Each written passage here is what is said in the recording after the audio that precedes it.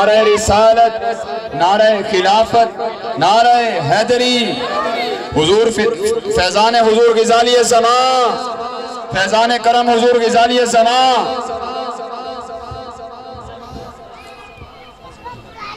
ارباب ذی وقار تشریف رکھو، سیدہ خطاب شروع ہونا پہ آپ حضرات محبت نلبے ونجو آل رسول اولاد علی چیئرمین تحریک بقائے اسلام پاکستان علامہ سید جوید سی شاہ صاحب کاظمی میں خطاب ہونا۔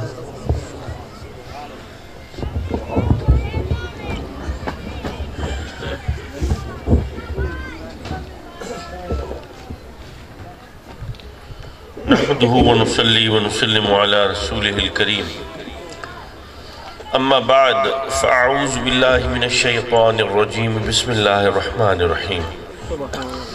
حاضرین محترم، یہ منور بھائی کے والد کی 19ویں برسی ہے، بلکہ دونوں والدین کے وصال پا گئے۔ والدہ پھر 2017 میں انتقال ہوگی۔ تو اللہ بچائے صاحب مرحوم جوان سال تھے تو دنیا سے چلے گئے۔ اس وقت یہ بالکل نوجوان تھے اور ان کے دیگر بہن بھائی تو بہت چھوٹے چھوٹے۔ تو آج اللہ نے ان کو عزت بھی دی ہے، ہمت بھی دی ہے، حوصلہ بھی دیا ہے۔ والدہ کی خدمت کا نتیجہ ہے اور والد کی امانتوں کو انہوں نے جس طرح سے خیال کیا ہے، اللہ ان سے راضی ہو۔ میرے آقا نے فرمایا تھا فی رضا الوالد رضا الرحمن، کہ رحمان کی رضا والد کی رضا میں ہے۔ تو ہم اللہ کو راضی کرنے کے لیے کبھی زمین پہ ٹکرے مار رہے ہوتے ہیں، کبھی ہم اللہ کو راضی کرنے کے لیے کسی پیر فقیر کے پاس جا رہے ہوتے ہیں، کبھی ہم چلے کاٹ رہے ہیں، کبھی تعویذ لے کے آ رہے ہیں۔ تو جن کے گھر میں ماں باپ زندہ ہیں وہ اگر اپنے ماں باپ کو ناراض کر کے کہیں سے اللہ کی رضا ڈھونڈ کے لانے کی کوشش کر رہے ہیں تو اس کام میں کچھ حاصل نہیں ہوگا۔ ماں باپ حیات ہیں تو ماں باپ کے علاوہ کس سے کیا رضا ملے گی؟ نماز بھی ہدایت دے گی کہ نہیں دے گی؟ فی رضا الوالد رضا الرحمن، رحمان کی رضا تو تیرے سامنے ہے، تو دنیا میں کیا کرتا پھر رہا؟ باپ کا حکم مانتا نہیں، ماں کا کہا سنتا نہیں۔ ٹھیک ہے، بوڑھے ہیں، پڑھے لکھے نہیں ہیں، جاہل ہیں، تمہاری نظر میں تمہارے ماں باپ تو ہیں۔ آج جو تو پڑھ لکھ گیا، آج جو تو اپنے علم پہ اتراتا ہے، آج جو تو اپنے لباس پہ اکڑتا پھرتا ہے، تیری تو زندگی بھی انہی دو کی دین تو ہے۔ حاضرین محترم، اپنے گھروں میں اپنے والدین کو وی آئی پی بنائیے، کیونکہ یہ در حقیقت آپ ایک ریت قائم کر رہے ہیں، ایک رواج قائم کر رہے ہیں بزرگوں کو عزت دینے کا۔ اگر ایک بیٹا اپنے باپ کو کہتا ہے نا کہ مجھے یہ چیز دلا دے نہیں تو میں دادا ابو کو شکایت کر دوں گا، تو اس کا مطلب یہ ہے کہ اس بچے کو پتا ہے کہ میرے باپ سے بڑا میرا دادا ہے، میرے والد کے کان کھینچ سکتا ہے میرا دادا۔ لیکن اگر دادا یہ کہے کہ بیٹے آ جاؤ میرے ساتھ آج سو جاؤ، تو بیٹا کہے نہیں نہیں ابو ناراض ہوں گے، تو سمجھ لو کہ تم نے اپنے والد کو وی آئی پی نہیں بنایا۔ بچے کو پتا ہے کہ دادا کی کوئی اتنی ویلیو نہیں ہے، اصل میں تو باپ ہے، جو کہتا ہے وہی ہوتا ہے۔ تو آپ نے یہ خود، چاہے اب اقتدار آپ کے ہاتھ میں آ گیا ہو، چاہے اختیار آپ کے ہاتھ میں آ گیا ہو، گھر کے معاملات چلانے آپ کے ذمے آ گئے ہوں، لیکن پھر بھی دانستاً ارادی طور پہ اپنے بوڑھے ضعیف ماں باپ کو یہ اختیار خود اٹھا کے دے دیں، ابا جی جیسے آپ کہیں گے ویسے ہوگا، ماں جو آپ کا حکم ہوگا ہوگا تو وہی، اب بتائیں آپ، میں یہ سمجھتا ہوں ایسا ہونا چاہیے، جو آپ کہیں گی وہی ہوگا۔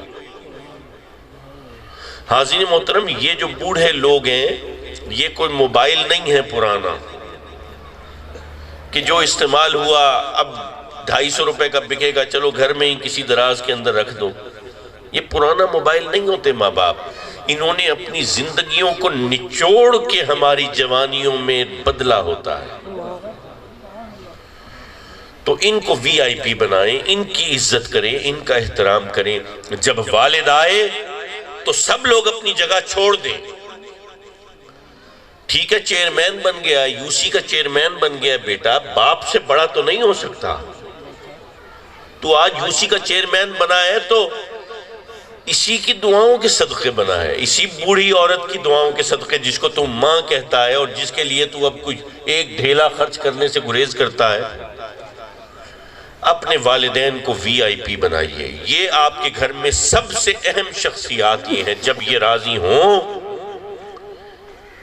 پھر ہاں جاؤ، پھر فیض کے لیے بھی جاؤ، پھر روحانیت میں بھی، پھر نماز میں بھی تمہیں قبولیت کے اثرات نظر آئیں گے، پھر تمہیں بزرگوں کی بارگاہ میں بیٹھنے میں بھی لذت آئے گی۔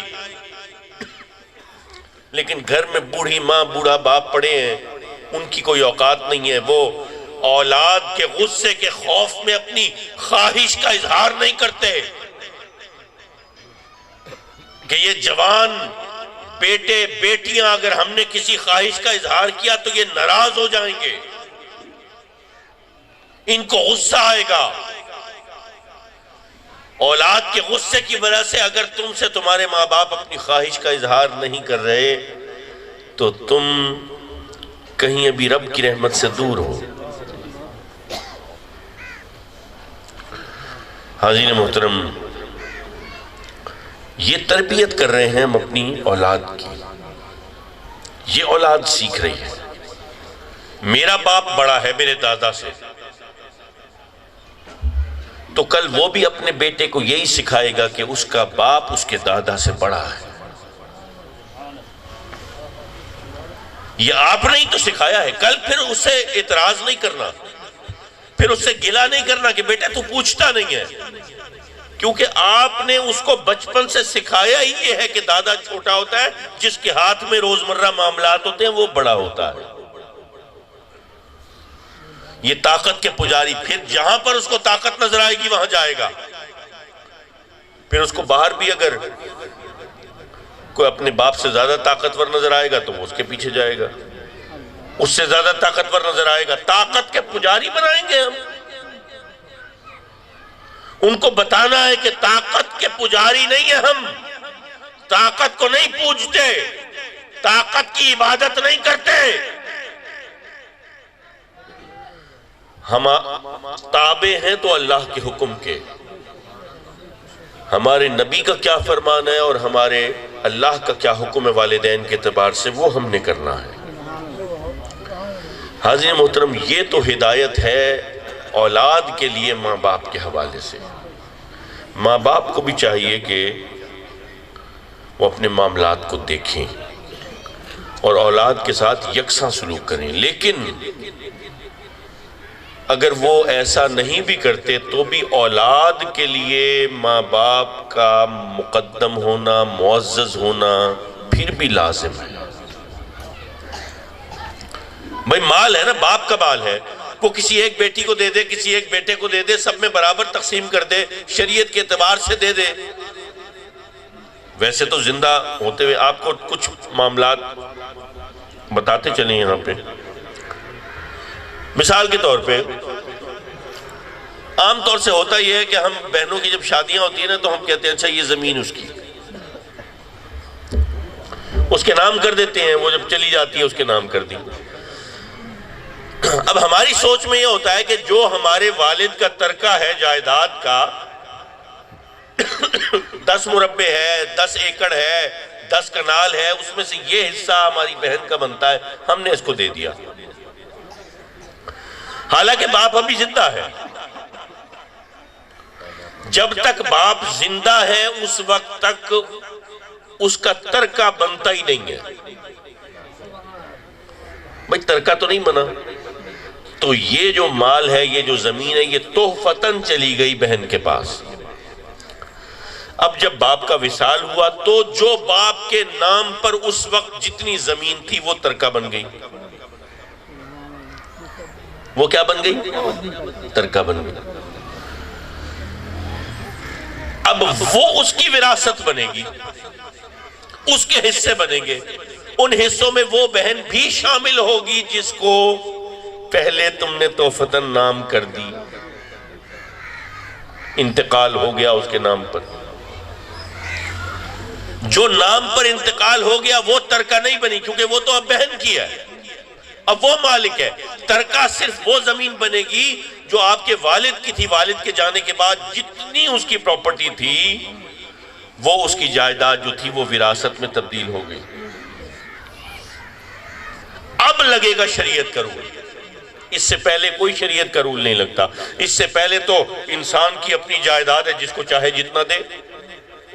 میں ساری کی ساری اٹھا کے اپنے کسی اولاد کو کیا، کسی رشتہ دار کو کیا، میں کسی غیر متعلقہ شخص کو دے دوں، میں مالک ہوں اس کا. مجھے رب نے یہ اختیار دیا ہے. یہ شریعت مطہرہ یہ کہتی ہے میں اس کا مالک بنایا ہے مجھے رب نے، میں جس کو چاہے دے دوں. مجھ سے وہ پوچھ سکتا ہے، یہاں پر کوئی نہیں پوچھ سکتا، نہ میرا بیٹا نہ میری بیٹی کہ کیوں دیا. میں مالک ہوں، مجھے رب نے مالک بنایا. جب میں مر گیا تو پھر جو میری جائیداد تھی اس کا ترکہ بنے گا اور پھر یہاں پر شریعت لاگو ہوگی. اب یہاں پر ہم کہتے ہیں جی وہ تو پھر مانگنے آ گئی. تو ٹھیک مانگنے آئی ہے، وہ تو تحفتاً دی تھی، تمہاری جو بھی نیت تھی. لیکن شریعت تو اس وقت لگی جب باپ دنیا سے گیا، تب وہ ورثہ بنا. اچھا پھر بعض لوگ کہتے ہیں نہیں وصیت، والد کی وصیت یہ تھی کہ یار یہ ایسے کر لینا، یہ ایسے کر لینا، یہ ایسے کر لینا، یہ اس کو دے دینا، یہ زمین، یہ پلاٹ اس کو دے دینا، یہ مکان اس کا ہے، یہ جائیداد اس کی ہے. اگر تو باپ کی وصیت پر ماں بچے متفق ہیں تو ایسے کر لیں، کوئی حرج نہیں ہے. وگرنہ شریعت میں وصیت کی کوئی اہمیت نہیں ہے. شریعت میں وصیت کی کوئی اہمیت نہیں ہے. یعنی اگر میں نے یہ کہا ہو کہ میرے مرنے کے بعد میری جائیداد کو اس کلیے پر تقسیم کر دینا اور مرتے وقت تک وہ میرے نام پر رہی وہ جائیداد، تو میرے مرنے کے بعد میری وصیت کی کوئی اہمیت نہیں ہوگی. کیوں؟ کیونکہ اب میں مالک نہیں ہوں. میں تو مالک اس وقت تھا، اس وقت دے دیتا، اس وقت اختیار دیا تھا رب نے، بھئی یہ اس مدرسے کو دے دینا، یہ اس مسجد کو دے دینا. اپنے بیٹوں کو کیوں بتا کے جا رہا ہے؟ تو اپنی مرضی سے دے کے جاتا نا. اپنے بیٹوں کو امتحان میں ڈال رہا ہے. بھئی زمین میری تھی، مجھے دینا چاہیے تھا. میں نے مدرسے کو دینی تھی میں دیتا، بیٹے کو دینی تھی بیٹے کو دیتا، بیٹی کو دینی تھی بیٹی کو دیتا، مسجد کو دینی تھی مسجد کو دیتا. ان کو کیا بتا کے جا رہا ہوں؟ اب جب میں مالک نہیں رہا، میں دنیا سے چلا گیا، اب میں مالک نہیں ہوں. تو جب میں مالک نہیں ہوں تو حکم بھی میرا نہیں چلے گا. تو اس لیے وصیت نل اینڈ وائڈ ہو جائے گی. وصیت کی کوئی قانونی اور شرعی حیثیت.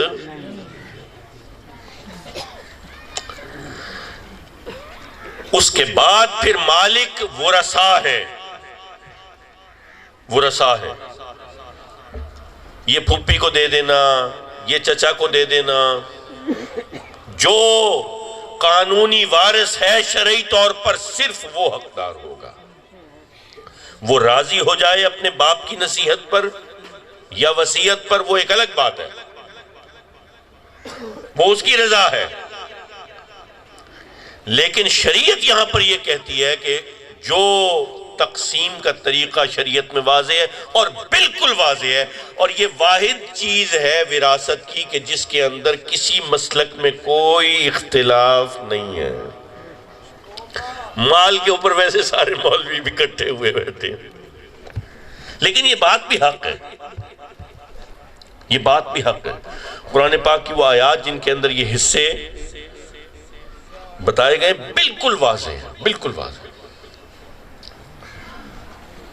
تیسری بات میں کرنا چاہتا تھا، یہ ماہ سیدنا صدیق اکبر رضی اللہ تعالیٰ عنہ ہے۔ تو میرے آقا کے اس خلیفہ اول کا ذکر ہوگا تو اس محفل میں برکت ہوگی۔ حاضرین محترم، گزارش یہ ہے کہ انسان کو سچ کی تلاش رہی ہے، انسان کو سچ کی تلاش رہی ہے۔ سچ کیسے حاصل کرتا ہے انسان؟ ہمیں 5 حواس دیے اللہ نے، جس میں آنکھیں، دیکھنا ایک حص، سننا دوسری حص، چکھنا تیسری حص، سونگنا چوتھی حص اور چھونا 5ویں حص۔ ان 5 حص کو ملا کے یہ احساس جو ہیں ان کو کہتے ہیں حواس خمسہ، حواس خمسہ۔ اب یہ ہمیں سچ بتاتے ہیں، ان کے اوپر ایک تھانے دار بٹھایا ہے جس کا نام ہے عقل۔ کبھی کبھی یہ گڑبڑ کر جائیں، دھوکہ دے جائیں تو عقل رہنمائی کرتی ہے، ایسے نہیں ایسے ہے۔ عام لوگ سے کہیں گے بھئی یہ گڑبڑ کیوں کریں گے؟ نہیں، گڑبڑ بھی کر جاتے ہیں، ٹھیک بھی کام کرتے ہیں، گڑبڑ بھی کر جاتے ہیں۔ مثال کے طور پہ بھئی استری گرم ہے یا ٹھنڈی ہے، ہم نے پیک کرنی ہے، سامان میں رکھنی ہے، اس کے گرد تار لپیٹنی ہے، تو ایسے ہلکا سا ہاتھ تیزی سے چھو کے دیکھتے ہیں کہ گرم ہے، پتہ چل جاتا ہے گرم ہے یا ٹھنڈی ہے۔ اسی طریقے سے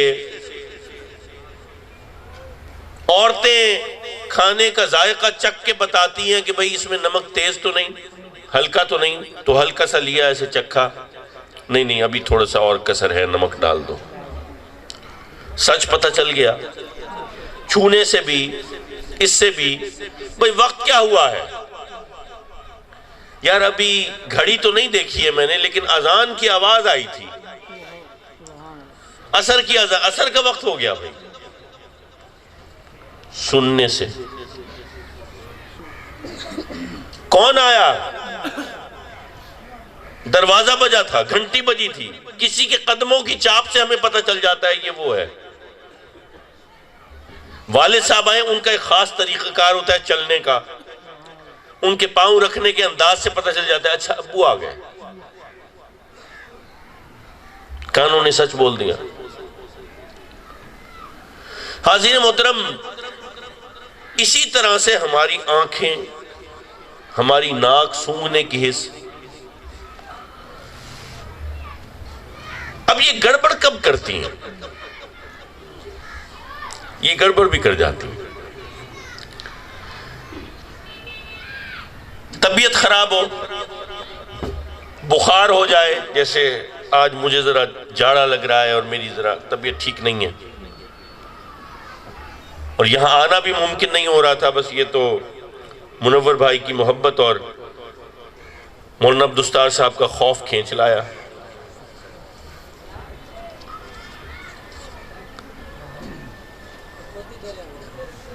حاضرین محترم، اگر طبیعت خراب ہو تو پانی بھی کوڑا لگتا ہے، کوئی میٹھی چیز کھائیں اس کا ذائقہ نہیں آتا۔ ہم بچے کو کہہ رہے ہوتے ہیں بیٹا دوائی میٹھی ہے بیٹھی ہے، اور بچہ منہ بسور رہا ہوتا ہے، منہ بنا رہا ہوتا ہے، یعنی زبان ساتھ نہیں دے رہی ہوتی، زبان کا ذائقہ خراب ہو چکا ہوتا ہے۔ جو پہلے سچ بولتی تھی، میٹھے کو میٹھا اور کڑوے کو کڑوا بتاتی تھی، اب وہ سچ نہیں بول رہی، اب میٹھے کو بھی کڑوا بتا رہی ہے، سچائی سے دور ہو گئی۔ چھونے کی حص،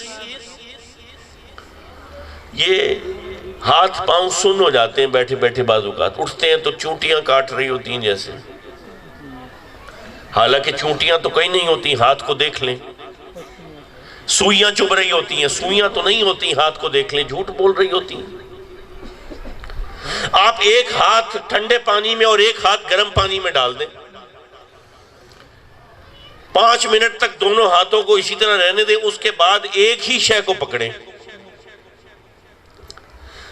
جو گرم پانی میں ڈالا ہوگا وہ بتائے گا یہ چیز ٹھنڈی ہے، جو ٹھنڈے پانی میں ڈالا ہوگا ہاتھ وہ بتائے گا یہ چیز گرم ہے۔ ایک ہی شے دو مختلف ہاتھوں سے ایک ہی شخص کے مختلف پیغام دے رہی ہے دماغ کو۔ اسی طرح سے سماعتیں ہیں، دھوکہ کھا جاتے ہیں ہم۔ کبھی کبھار فون کے اوپر کسی کی کال آتی ہے، آپ بات کرنا شروع کر دیتے ہیں، بھائی ایسے ہے ایسے ایسے ہے، تو پوچھتے ہیں بھائی کس سے بات کر رہے ہو؟ ہم کہتے ہیں بھائی آپ فلاں نہیں بول رہے، یار آواز تو بالکل ویسی ہے۔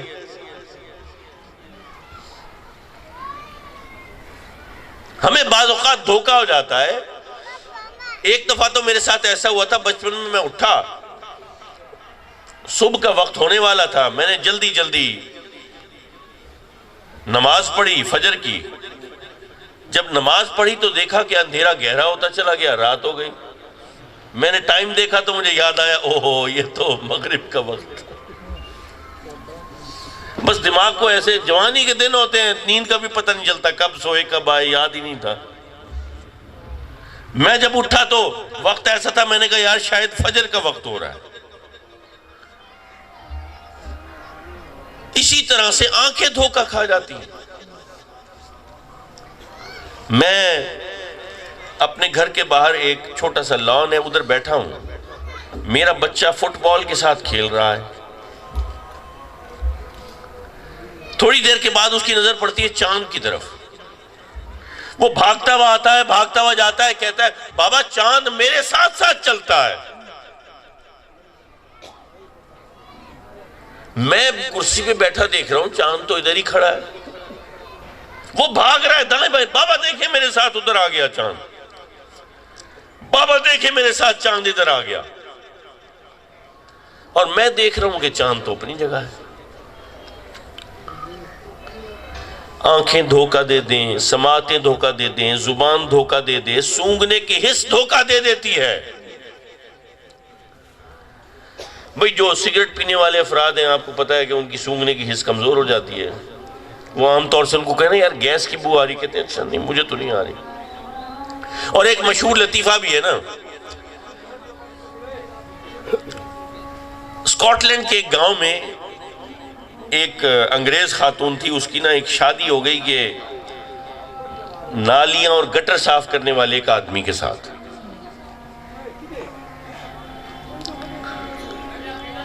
تو وہاں پہ ڈرٹی جابز کی بہت ہائیلی پیڈ ہوتی ہیں، ڈرٹی جابز یعنی گندے جو کام ہوتے ہیں غلاظت والے، وہ بہت زیادہ، ان کی تنخواہ بہت زیادہ ہوتی ہے۔ تو اس کی شادی ہوئی، جب وہ شادی کر کے گھر میں آئی تو اس نے دیکھا کہ اس کے گھر میں بہت بدبو ہے، اس کے شوہر کے گھر میں۔ اس سے سانس نہیں لی جا رہی تھی، وہ الٹیاں کرتی ہوئی باہر آ گئی، پورا دن ہو گیا اندر جائے نہ پائے۔ پھر دھیرے دھیرے اس نے کوشش کی، کوئی صفائی کی، ستھرائی کی، کوئی فرنیچر باہر نکالا، کوئی ہمت کی، ایک ایک چیز اس نے دھوئی، ایک ایک کپڑا، ایک ایک برتن، ایک ایک کمرہ، ایک ایک فرش، ایک ایک دیوار دھو دھو کے صاف کی، خشک کی، بدبو نکالی، جو بھی تھا حساب کتاب۔ اتنی اب وہ خوش و خرم رہنا شروع ہو گئی۔ 2-3 مہینے گزر گئے، 2-3 مہینے گزرے تو اس کی ایک سہیلی اس سے ملنے کے لیے آئی۔ یہ اسکاٹ لینڈ میں یہ لطیفہ بڑا مشہور ہے۔ اس کی ایک سہیلی 2-3 مہینے کے بعد اس سے ملنے کے لیے آئی تو کہنے لگی تیرے گھر میں کتنی بدبو ہے؟ تو کہنے لگی ابھی تو کچھ بھی نہیں ہے، جب میں آئی تھی نا اس وقت بہت زیادہ تھی۔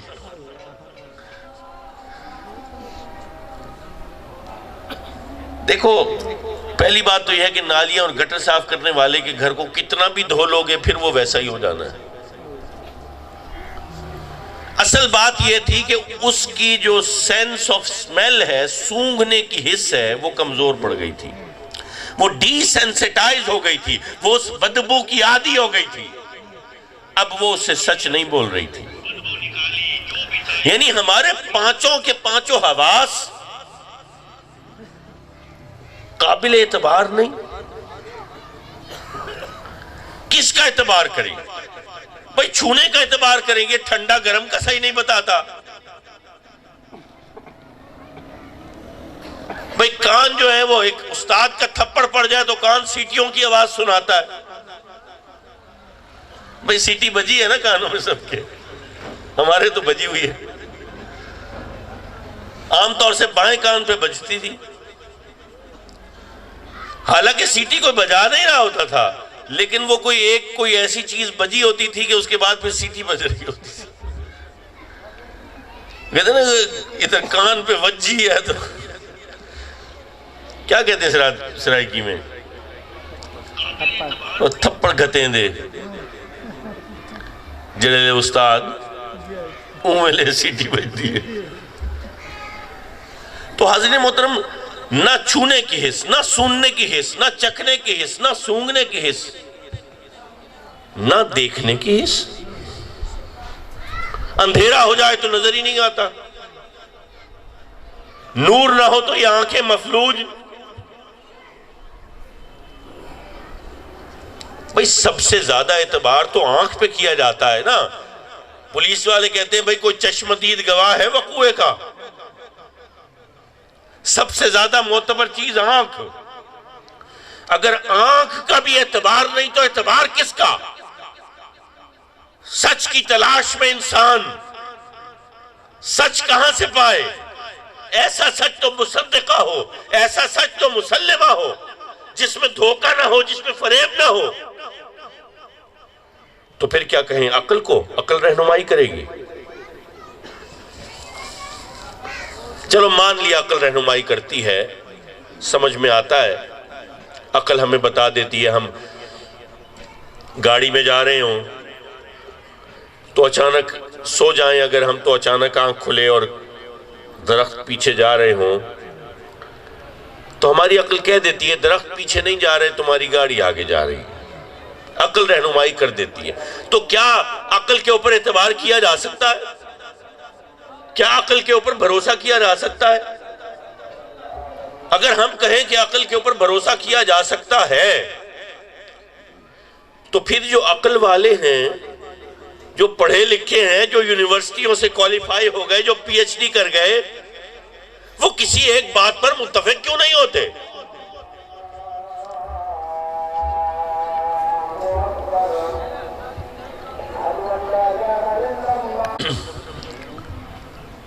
اگر عقل والے عقل سے صحیح طور پر رہنمائی لے سکتے ہیں تو کسی ایک بات پر تو اکٹھے ہو جاتے. ایک کہتا ہے آبادی جو ہے وہ بہت اچھی ہے, بڑھے تو یہ ہیومن ریسورس ہے, اس سے ملک ترقی کرتے ہیں, پھیلتے ہیں. ایک کہتے نہیں ہے, آبادی جو ہے وہ ملکوں کو معاشی طور پہ تنزلی کا شکار کرتی ہے. ایک کہتا ہے جی چائے پیئیں تو چائے سے کینسر نہیں ہوتا, دوسرا کہے نہیں جی چائے زیادہ پینے سے تو مختلف بیماریاں ہو جاتی ہیں, گردے خراب ہو جاتے ہیں. ایک کہتا ہے جی ویکسین لگوانے سے امت جو ہے وہ تولید کے قوت سے جاتی رہتی ہے. ایک کہتا ہے نہیں جی یہ عقل والے کیا کر رہے ہیں, کسی ایک بات پر متحد نہیں ہوتے, ہر جگہ پر اختلاف, ہر جگہ پر اختلاف, اپنی رائے اپنی رائے. اگر عقل والوں کو عقل ہدایت دیتی تو چلو کم از کم خدا کے اوپر تو ایک ہو جاتے. پوری دنیا میں کسی ایک چیز کے اوپر عقل والے ایک نہیں ہیں, کسی ایک چیز. آپ اسمبلیوں کا حال دیکھ لیں, یہ تو عاقل لوگ ہیں, یہ تو بڑے زیرک سمجھدار لوگ ہیں, یہ تو لوگوں کو ایسے اپنے سحر میں خوابوں کے جال میں ایسے پھنساتے ہیں کہ آپ جا کے ووٹ ڈالاتے ہیں ان کو. اتنے عاقل لوگ, اتنے ذہین لوگ اسمبلیوں میں براجمان, کوئی یہ بات کر رہا ہے, کوئی وہ بات کر رہا ہے, کوئی مشرق کہہ رہا ہے, کوئی مغرب کہہ رہا ہے, ٹاک شوز کے اندر بیٹھے ہیں تو ہمیں سمجھ نہیں آتا صحیح کون ہے غلط کون ہے. دونوں اپنا اپنا راگ الاپ رہے ہیں. ایک کہہ رہا ہے کہ جی ہمارا لیڈر اس سے بڑا فرشتہ کوئی نہیں ہے, دوسرا کہتا ہے اس سے بڑا چور کوئی نہیں ہے. دونوں کے اپنے اپنے دلائل, دونوں عقل والے, دونوں سمجھ والے, دونوں بوجھ والے, دونوں فہم والے, دونوں فراست والے. بھئی ان کی عقل، چلو ہم تو نافہم صحیح، ہم تو ناقل صحیح، ہماری عقل تو اس کاملیت کے اس درجے پر نہیں پہنچی جہاں پر یہ اسمبلی والے بیٹھے ہیں، سائنسدان بیٹھے ہیں۔ سائنسدان ہی ایک جگہ پہ نہیں ٹکتے یار، آج یہ کہتے ہیں کل وہ کہتے ہیں، آج کچھ کہتے ہیں کل کچھ کہتے ہیں۔ ایک سائنسدان ایک تھیوری لے کے آتا ہے، دوسرا سائنسدان کہتا ہے نہیں یہ تھیوری غلط ہے، دوسرا سائنسدان اس کا مذاق اڑاتا ہے۔ ایک معیشت دان کہتا ہے یہ اشاریے معیشت کے لیے اچھے ہیں، اسی پروگرام میں دوسرا معیشت دان کہتا ہے نہیں جی یہ تو معیشت برباد کر دی۔ مطلب عقل بھی قابل اعتبار نہیں۔ چلو حواس تو تھے ہی تھے، آنکھیں قابل اعتبار نہیں تھی، صبر آ گیا، کان قابل اعتبار نہیں تھے، صبر آ گیا، ہماری چھونے کی حس، سونگنے کی، چکھنے کی، ارے کوئی حس قابل اعتبار نہیں تھی، صبر آ سکتا تھا اگر عقل ہماری ہادی ہوتی، ہدایت دینے والی ہوتی، اگر عقل معتبر ہوتی، عقل کے اوپر اعتبار کیا جا سکتا ہوتا۔ ایک اور دلیل یہ ہے کہ جب جب نبیوں سے نبوت کا ثبوت مانگا گیا ہے، تاریخ میں جب جب انسان نے نبوت کے دعوے کے جواب میں نبیوں سے ثبوت مانگا ہے تو نبیوں نے معجزے پیش کیے۔ نبیوں نے کیا پیش کیا؟ معجزہ۔ بھئی کہیں ید بیضا ہے، کہیں عصا ہے، کہیں اژدہا ہے، کہیں پر کوڑھی کو اچھا کر دینا ہے، کہیں پر بھئی بکھرے ہوئے جن کا شیرازہ بکھر دیا گیا ان پرندوں کے اندر زندگی کو بھر دینا ہے، کہیں پہ کاغذ اور مٹی کی بنائی ہوئی چڑیاؤں کو ہوا میں زندگی کی طرح اڑا دینا ہے، کہیں پر کوئی، کہیں پہ شق القمر ہے۔ یہ معجزے کیا ہیں؟ بھئی انسان کہتا کوئی ایسی بات بتائیں جو ہماری عقل میں آنے والی ہو۔ معجزہ تو عقل سے ماورا ہے، معجزہ تو سمجھ میں نہ آنے والی چیز ہے۔ انسان عقل سے ماورا چیز کا طالب ہے ہدایت کے لیے، یعنی انسان پہلے سے یہ جانتا ہے کہ ہماری عقل ہادی نہیں ہے، ہماری عقل کامل نہیں ہے۔ انسان ازل سے یہ جانتا ہے، تبھی تو نبیوں سے کہتا ہے کہ ایسی چیز پیش کرو جو ہماری عقل سے اوپر کی ہو، ورنہ معجزہ مانگنے کی دلیل کیا ہے؟ معجزہ تو ہے ہی وہ جو عقل سے ماورا ہو، اور ہر نبی نے معجزہ پیش کر کے بتایا کہ تمہاری اصل ہادی عقل نہیں ہے۔ اگر عقل ہادی ہوتی تو معجزوں کی ضرورت نہ ہوتی، پھر تو منطق کو پیش کیا جاتا، دیکھو یہ وجہ ہے، یہ وجہ ہے، یہ ہے، یہ ہے، اس وجہ سے جو ہے نا خدا ہے، اس کو مان لو۔ پھر نبیوں کی کیا ضرورت؟ پھر تو منطق کافی تھی، پھر تو عقل رہنمائی کر دیتی، پھر تو خدا کی حقیقت بھی پتہ چل جاتی۔ پتہ چلا کہ عقل بھی ہادی کامل نہیں ہے۔ صداقت کے راستے میں بعض اوقات اور بسا اوقات اور اکثر اوقات عقل ایسا دھوکہ دیتی ہے کہ ہمیں سمجھ نہیں آتا۔ آئے روز بڑے بڑے عقل مند لوگ لٹتے پھرتے ہیں، کبھی وہ 500 روپے والے لوڈ کی سبا کا میسج آ جاتا ہے، اس کے ہاتھوں لٹ جاتے ہیں، کبھی بے نظیر انکم سپورٹ پروگرام والے کے 2-2.5 ہزار روپے آپ اس کے اکاؤنٹ میں جمع کرا دیتے ہیں، اس سے لٹ جاتے ہیں۔ بعد میں کسی کو بتاتے ہوئے بھی شرماتے ہیں کہ لوگ کہیں گے یار اچھا بھلا عقل والا بندہ ہے تو چیتا رل گیا ہے۔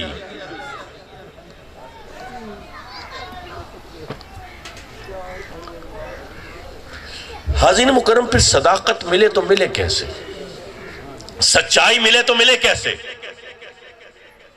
اب یہ بات بتائی سیدنا ابو بکر رضی اللہ تعالیٰ عنہ۔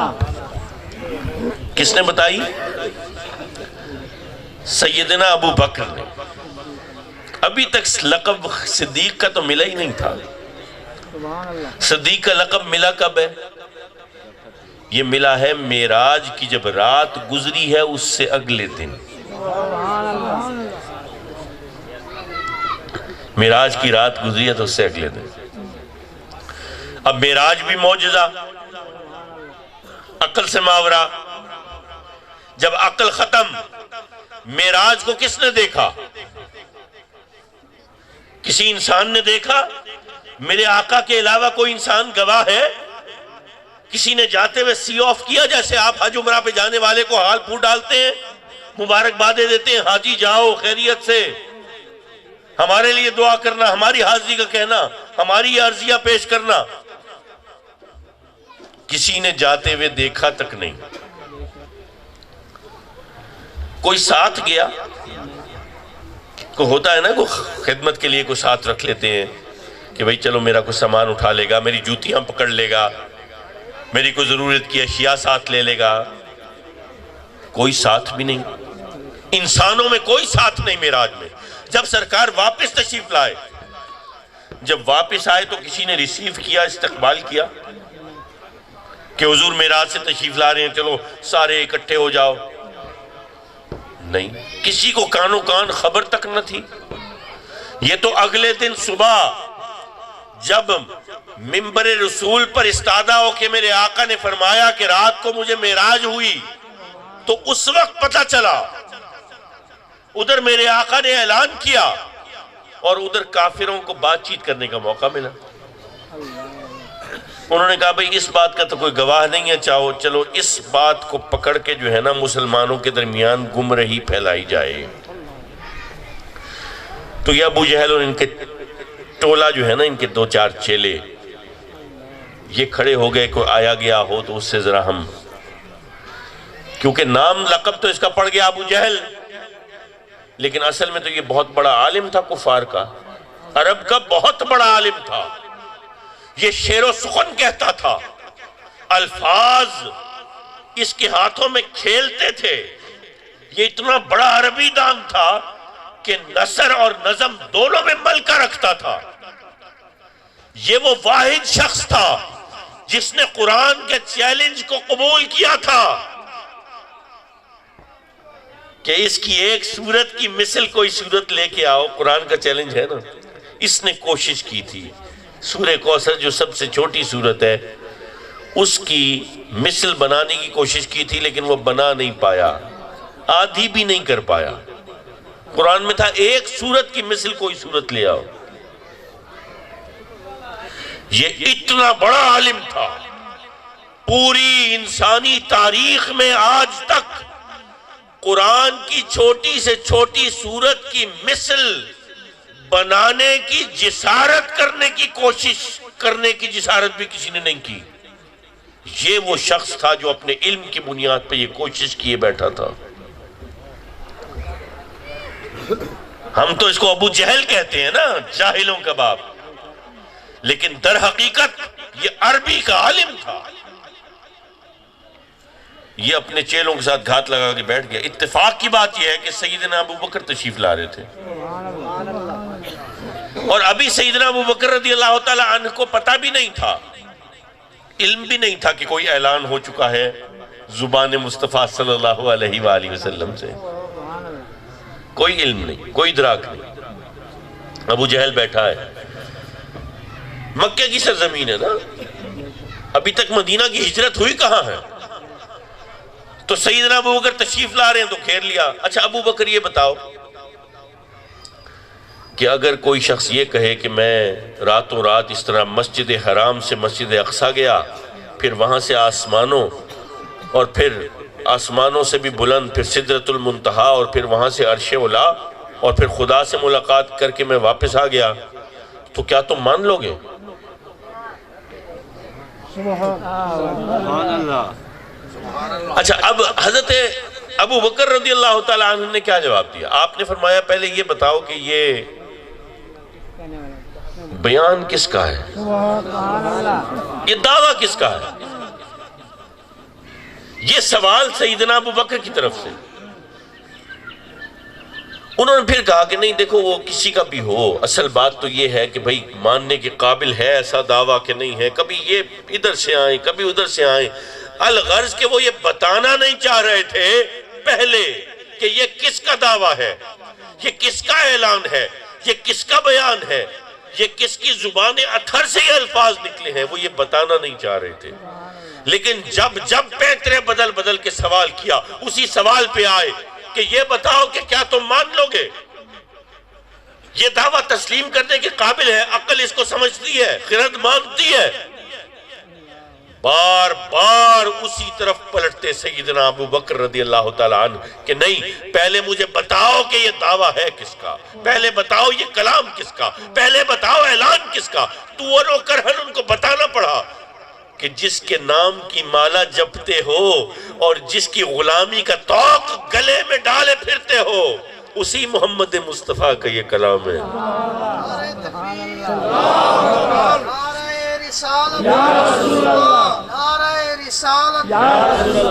چیئرمین تحریک بقائے اسلام پاکستان علامہ سید جاوید سید شاہ صاحب کاظمی زندہ باد.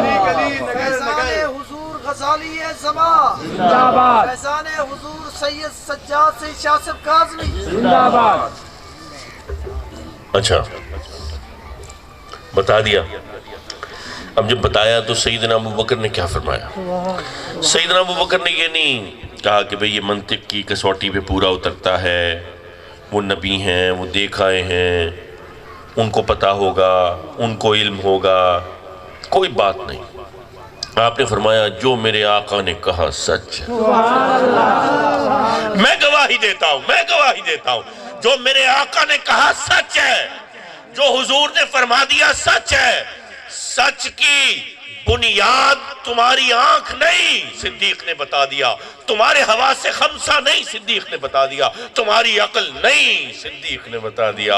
ارے صدیق نے بتایا کہ سچ کی بنیاد صرف اور صرف ذات رسول ہے، کوئی اور انٹرفیس ہے ہی نہیں خدا کا. انٹرفیس سمجھتے ہیں؟ لنک. خدا اور بندے کے درمیان کوئی اور لنک ہے؟ کوئی اور لنک. یہ سیدنا صدیق اکبر کا پیغام ہے. اور جیسے ہی میرے آقا کے علم میں یہ بات آئی کہ سیدنا صدیق نے، ابو بکر نے یہ اس طریقے سے تصدیق فرمائی ہے، تو آپ نے ان کو صدیق اکبر کا لقب دیا. یہ واقعہ معراج کی صداقت کا اعلان اور گواہی دینے پر سیدنا ابو بکر کو صدیق اکبر کا خطاب ملا، سب سے بڑا سچا. تو پتہ یہ چلا کہ میرے آقا کی زبان مبارک سے جو کچھ ادا ہو اور میرے آقا کی ذات بابرکات سے جو کچھ ظاہر ہو، اس کو قبول کرنے کا نام ہی صداقت ہے. اب ایک چھوٹی سی مثال اور پھر اجازت. وقت زیادہ ہو گیا. منور بھائی بھی کہہ رہے ہوں گے کہ اتنے تو نظرانہ بھی نہیں دیا تھا جتنی لمبی تقریر کر گئے. لیکن کچھ میسج ہوتے ہیں جو دینا بڑا اہم ہوتے ہیں. حاضرین محترم، حضور چوٹی پہ کھڑے ہوئے تھے. پہلی تبلیغ جب کی نا، حضور چوٹی، یہ آپ نے کئی دفعہ یہ روایت سنی ہوگی. روایت سنانا میں میرے سے بڑے آپ عالم ہوں گے اور یقیناً ہے، لیکن جو جہت میں بتا رہا ہوں وہ شاید ایک عام آدمی نے ایسے سوچا ہو. میں چونکہ ایک عام آدمی ہوں تو دیکھیے، چوٹی پہ سرکار کھڑے ہیں. سرکار فرما رہے ہیں کہ اگر میں کہوں کہ اس پہاڑ کے پیچھے سے لشکر آ رہا ہے، تمہارے اوپر حملہ کر دے گا، تو مانو گے؟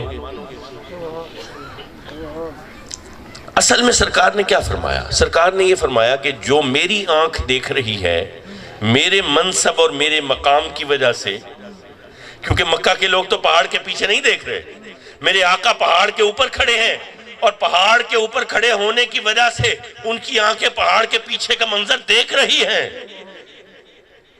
یعنی میرے آقا فرماتے ہیں جو میری آنکھیں دیکھتی ہیں میرے منصب کی وجہ سے، اور جو تمہاری آنکھیں نہیں دیکھ سکتی کیونکہ تم نیوے ہو، نیچے ہو، تو میری آنکھوں دیکھے پر تم ایمان لاؤ گے؟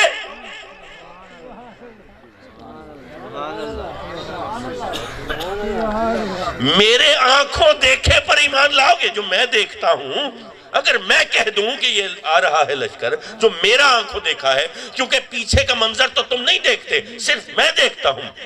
پھر جب انہوں نے کہا ہم آپ نے کبھی جھوٹ نہیں بولا اور آپ نے کبھی دروغ گوئی نہیں کی، آپ فرما دیں گے ہم مانیں گے. تو پھر میرے آقا نے فرمایا تو پھر کہو کہ اللہ ایک ہے. اس کی مطلب یہ ہوا کہ میرے آقا خدا کو دیکھتے ہیں، ورنہ کبھی بھی یہ دلیل نہ آتی جو میں دیکھ رہا ہوں تو کیا وہ مانو گے؟ لوگوں کو سمجھ آئی ہے؟ یعنی میرے آقا نے اپنی جسمانی آنکھوں سے رب کو دیکھا، اس کی ایک جہت روایت کی ہے جو جسمانی آنکھوں سے دیکھتا ہے، اس کے علاوہ ہے کون جس کی زبان پر اعتبار کرے بندہ؟ بھئی آج لا الہ الا اللہ محمد رسول اللہ پڑھتے ہو؟ کس کے ایمان پر ایمان لائے بیٹھے ہو؟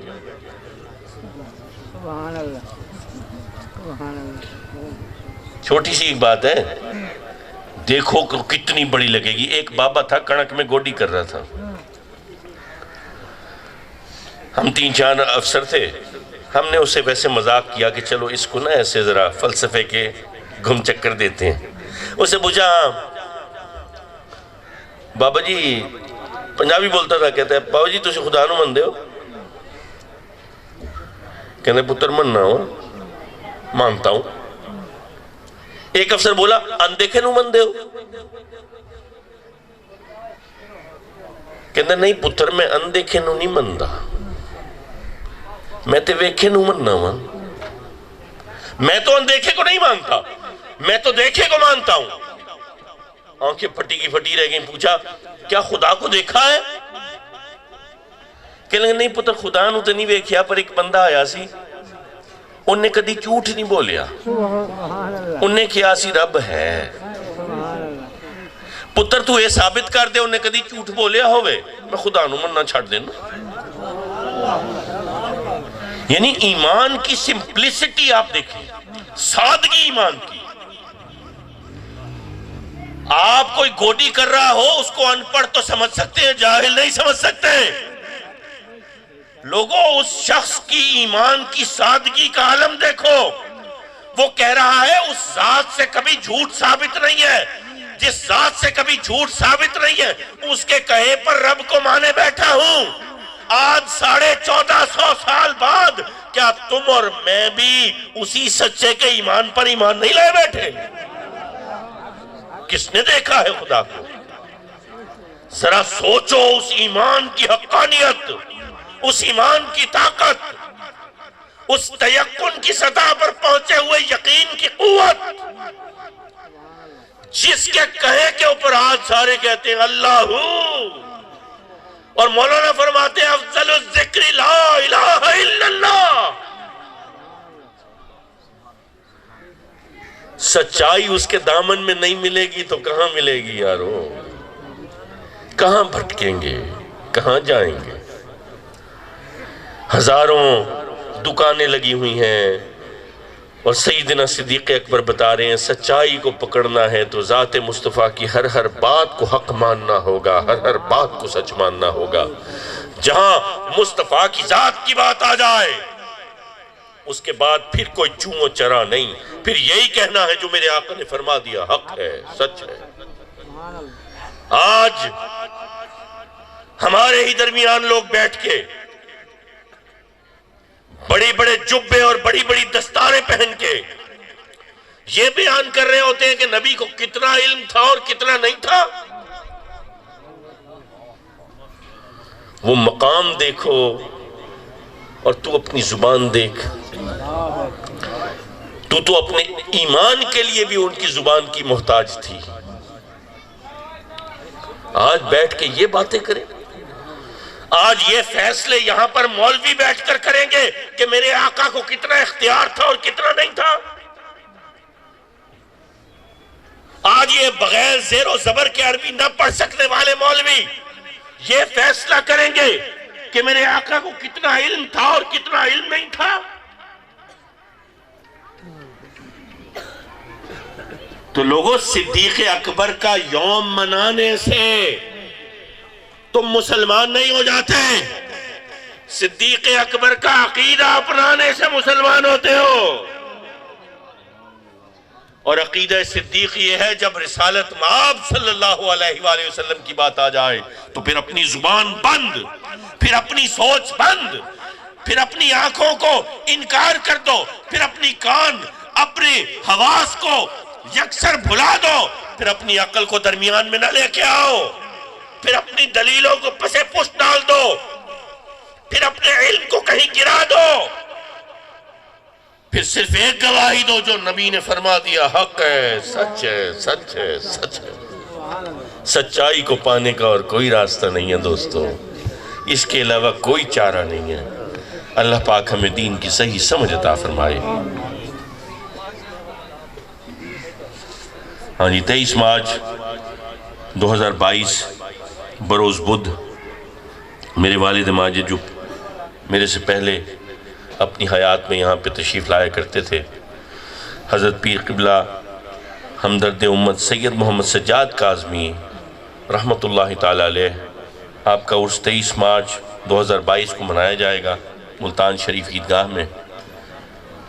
تمام محبت کرنے والوں سے امید ہے یہ عرس کی بھی ایک نئی جہت ہے نا کہ کیوں مناتے ہیں، کیا کرتے ہیں۔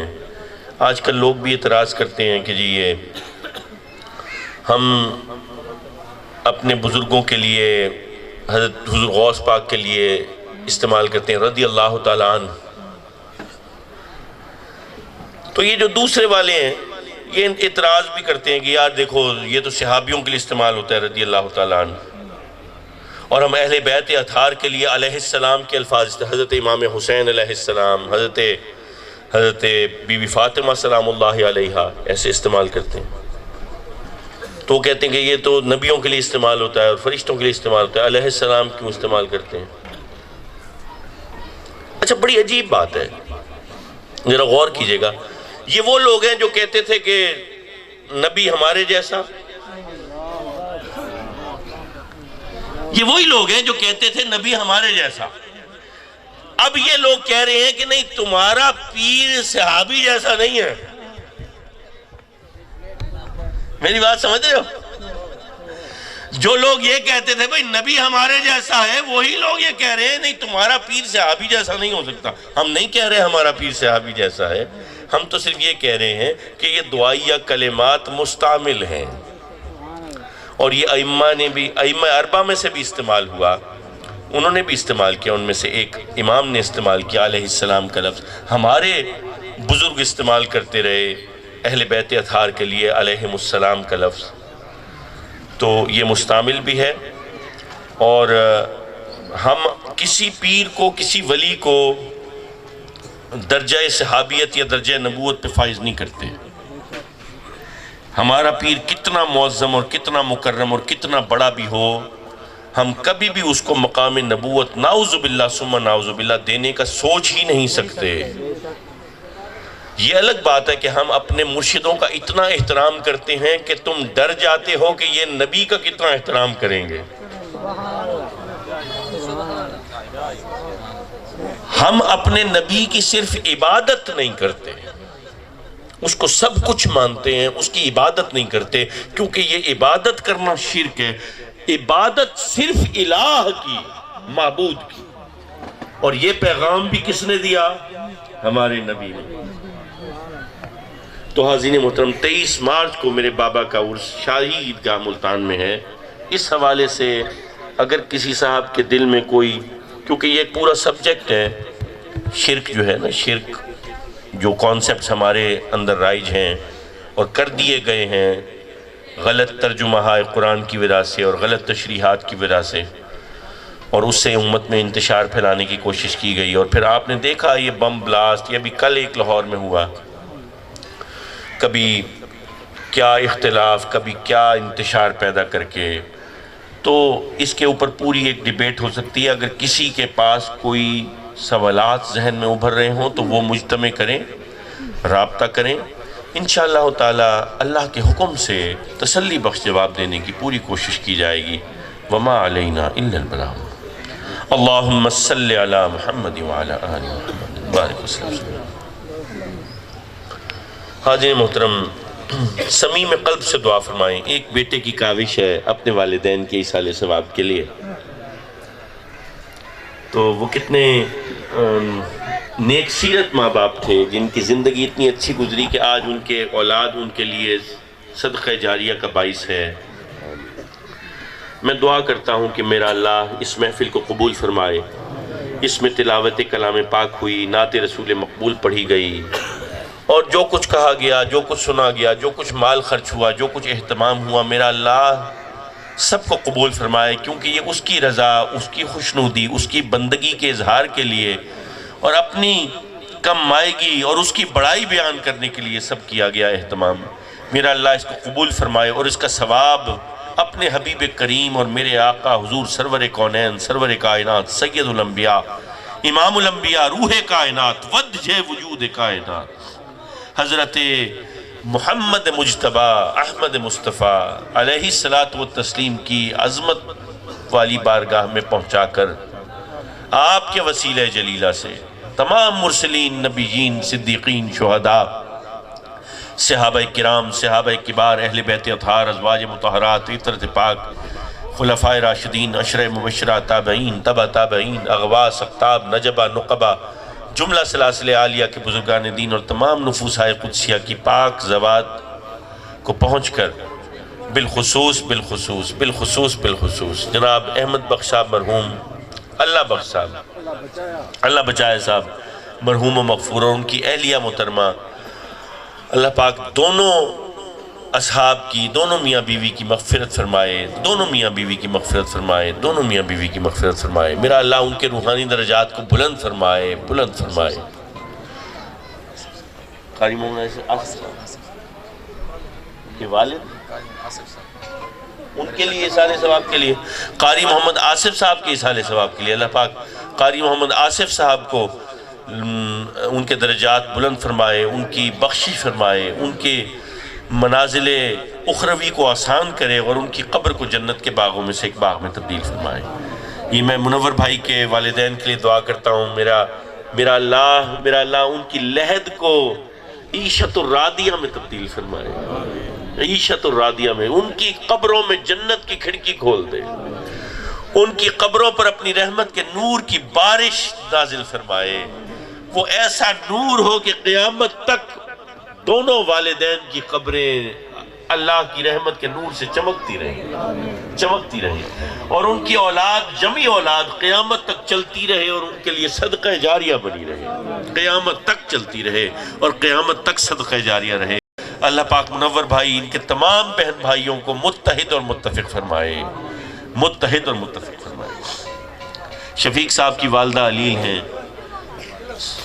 صاحبہ فراش ہیں، ان کو فالج کا حملہ ہوا، میں نے جمعے کے بعد بھی دعا کی، میں پھر دعا کرتا ہوں، سید ایام ہے، میرا اللہ ان کی والدہ کو شفا یاب فرمائے، صحت یاب فرمائے، سب کے والدین جو حیات ہیں ان کی عمر میں برکت عطا فرمائے، سب بیماروں کو صحت عطا فرمائے، سب بیماروں کو صحت عطا فرمائے۔